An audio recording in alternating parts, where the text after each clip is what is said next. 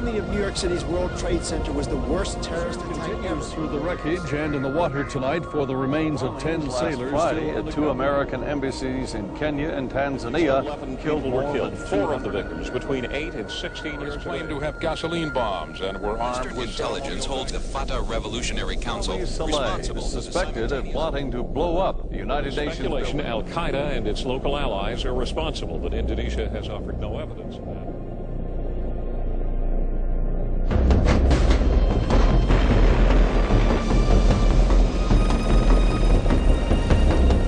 Joint Task Force 2, Canada's world-class Special Operations Force, responsible for counterterrorism operations at home and abroad.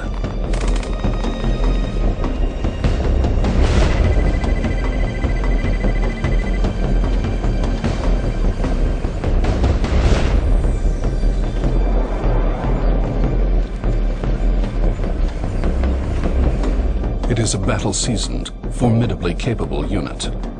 Its strength comes from members who are formed through rigorous selection and intensive training into a highly motivated, resourceful, and cohesive force.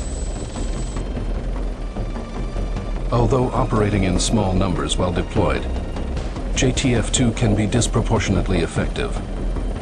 They operate at higher levels than conventional forces, in hostile environments where the margin for error is significantly reduced.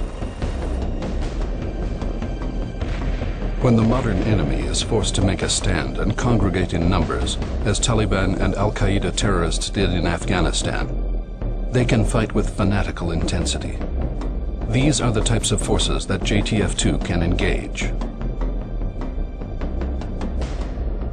At the same time, our domestic security is heightened by its presence in protection, rescue, and counter-terrorism operations against the enemy within. JTF-2 has a noble heritage. The unit can trace its action-oriented tradition, reflected in its motto, "Deeds, not words," over half a century. The first Special Service Force, known popularly as the Devil's Brigade, was formed in 1942 as an elite commando unit designed for especially hazardous missions. This joint 1,600-man strong unit, made up equally of Canadians and Americans, was heavily involved in action against crack German forces during the liberation of Italy and spearheaded the final assault on Rome itself. JTF-2 carries that special operations tradition forward into the 21st century. Any member of the Canadian Forces can apply for selection to JTF-2. Because of the unit's extremely high standards, however, only the best progress to the 7-month Special Operations Assault Course, where they are steeped in the intricacies of counterterrorism techniques.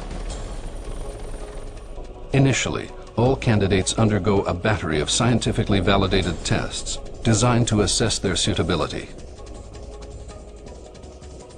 Physical strength and endurance are important, but equally important are professional skills and personal traits such as integrity, maturity, confidence, mental toughness, a team-oriented attitude, and an enormous sense of self-discipline.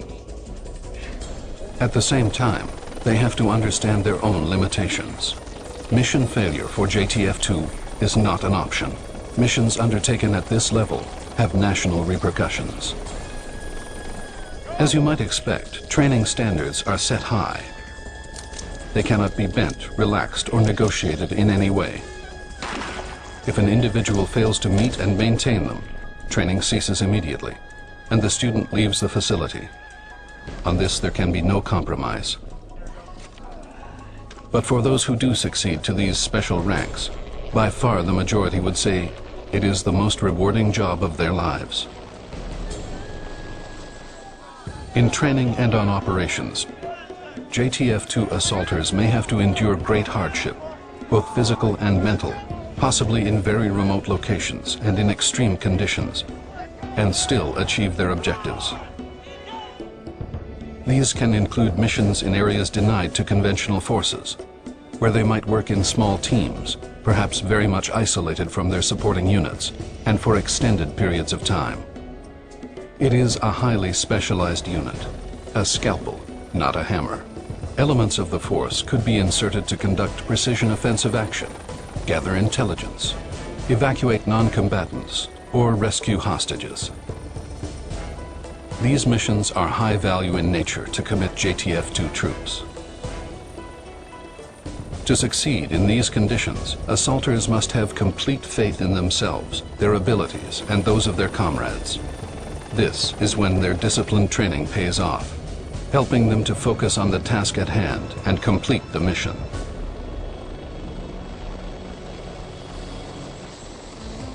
Operational security is paramount.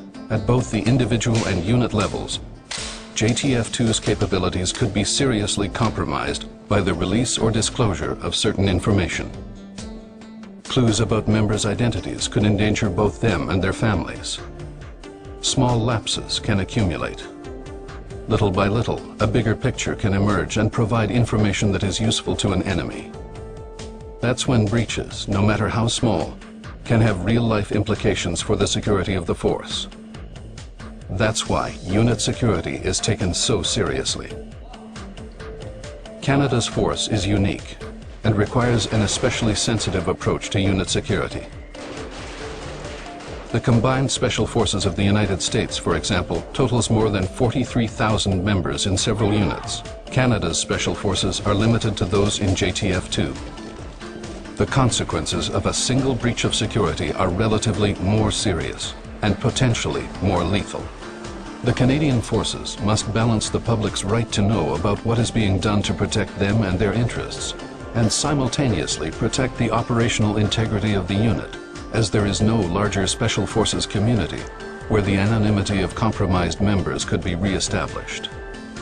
In supporting the objectives set for them by the government, the Canadian forces can expect to engage in more special operations in the years ahead.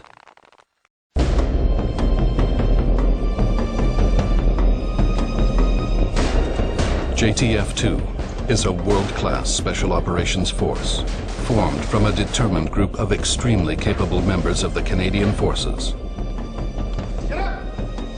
In this modern world, full of contemporary dangers to peace and security, they are modern warriors, trained and equipped to deal with modern threats. They are prepared to face many perils and challenges. In the broadest sense, they help protect our way of life and keep Canadians safe.